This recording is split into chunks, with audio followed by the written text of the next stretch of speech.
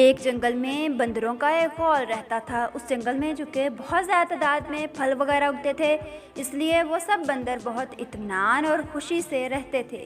ایک دن ایسا ہوا کہ ایک سائنسدان اپنی بیٹی کے ساتھ اسی جنگل میں ریسرچ کرنے کے لیے آیا۔ اس نے خیمہ نصب کرتے ہی سائنسدان پودوں کے سیمپل وغیرہ اکٹھے کرنے کے لیے نکل کھڑا ہوا، مگر وہ اس کی لڑکی اس خیمے کی تزئین و آرائش کے لیے پیچھے رہ گئی۔ اس نے سب سے پہلے زمین پر ایک پرانا قالین بچھایا، پھر اس قالین پر بستر لگائے، خیمے کی درمیانی ٹیک سے برقی لالٹین لگائی اور اس کے عین نیچے ایک چھوٹی سی میز پر سجاوٹی سیبوں سے بھرا ایک پیالہ رکھ دیا۔ وہ سیب دیکھنے میں بہت تازہ، خوبصورت، چمکدار اور بڑے لگ رہے تھے۔ تمام بندر درختوں پر بیٹھے ان مصنوعی سیبوں کو لالچ سے دیکھ رہے تھے۔ لڑکی خیمے کے سامنے کی جگہ صاف کرنے کے لیے ذرا سی دیر کو باہر کو کیا نکلی کہ ایک بندر نے تیزی سے جھپٹا مارا اور ایک مصنوعی سیب اٹھا لیا۔ عین اسی وقت لڑکی کی نظر بھی اس پر پڑ گئی۔ لڑکی نے فوراً بندوق اٹھا کر نشانہ لیا اور فائر داغ دیا، مگر تمام بندر اتنی دیر میں وہاں سے بھاگ چکے تھے۔ بہت دیر بھاگنے کے بعد تعاقب نہ ہونے کے یقین پر تمام بندر رک گئے۔ چور بندر نے ہاتھ بلند کر کے سب کو سیب دکھایا۔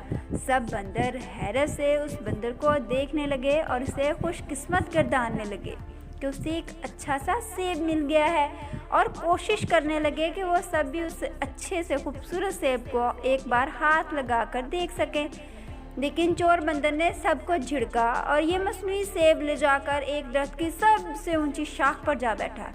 سیب کو کھانے کے لیے اسے منہ میں لے کر دبایا، مگر یہ مصنوعی سیب سخت پلاسٹک کا بنا ہوا تھا، جسے چبانے سے اس بندر کے دانتوں میں درد ہونے لگا۔ بندر نے 2-3 بار اور کوشش کی، مگر ہر بار اسے درد ہونے لگتا۔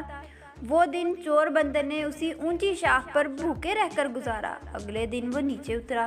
دوسرے تمام بندر اسے احترام سے دیکھنے لگے، کیونکہ اس وقت بھی اس کے ہاتھ میں وہ مصنوعی خوبصورت سا سیب موجود تھا۔ دوسرے بندروں سے ملنے والا احترام دیکھ کر اس بندر نے سیب پر اپنی پکڑ اور مضبوط کر دی۔ اب دوسرے بندر پھلوں کی تلاش میں نکل گئے۔ تیزی سے ایک درخت سے دوسرے درخت پر چھلانگ لگاتے ہوئے پھل توڑ توڑ کر کھانے لگے اور اپنا پیٹ بھرنے لگے۔ مگر چور بندر کے چونکہ ایک ہاتھ میں مصنوعی سیب تھا، اس لیے وہ درختوں پر نہیں چڑھ سکا، مگر وہ سیب بھی ہاتھ سے نہیں چھوڑنا چاہتا تھا، اس لیے وہ سارا دن بھوکا پیاسا رہا۔ یہی سلسلہ اگلے کچھ دنوں تک چلتا رہا۔ دوسرے بندر اس کے ہاتھ میں مصنوعی سیب ہونے کی وجہ سے اس کی بہت عزت تو کرتے رہے، مگر اسے کھانے کے لیے کچھ نہیں دیتے تھے۔ بھوک سے بےحال وہ بندر اتنا نڈھال ہو چکا تھا کہ اس کو اپنا آخری وقت نظر آ رہا تھا۔ اس نے ایک بار پھر اس سیب کو کھانے کی کوشش کی، مگر اس بار بھی نتیجہ مختلف نہ تھا۔ اس کے دانت اس مرتبہ بھی درد کرنے لگے۔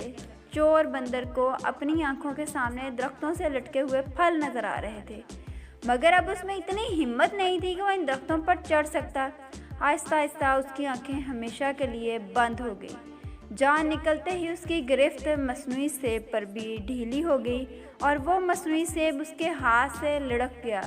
شام کو باقی بندر آئے۔ انہوں نے مرے ہوئے بندر کی لاش پر کچھ آنسو بہائے، افسوس کیا اور اس کی لاش کو پتوں سے ڈھانپ دیا۔ ابھی وہ اتنا کر ہی رہے تھے کہ ایک دوسرے بندر کو وہی مصنوعی سیب ملا۔ اس نے ہاتھ بلند کر کے سب کو وہ سیب دکھانا شروع کر دیا۔ دنیا کی مثال بھی اس پلاسٹک کے سیب کی طرح اس سے حاصل کچھ نہیں ہوتا، جبکہ اس کو دیکھنے والے اس سے متاثر ہو رہے ہوتے ہیں۔